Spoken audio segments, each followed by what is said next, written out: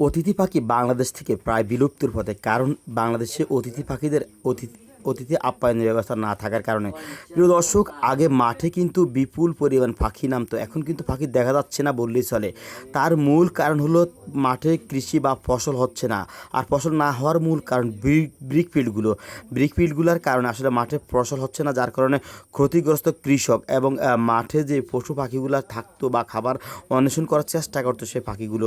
যা হোক, দীর্ঘ অনেক দিন পরে হলো কমারুদ্দিন রোড পানিয়ালা বাজারে সকালবেলা যখন আসলাম, দেখতে পারলাম এত পরিমাণ পাখি যেটা বলার মতো না।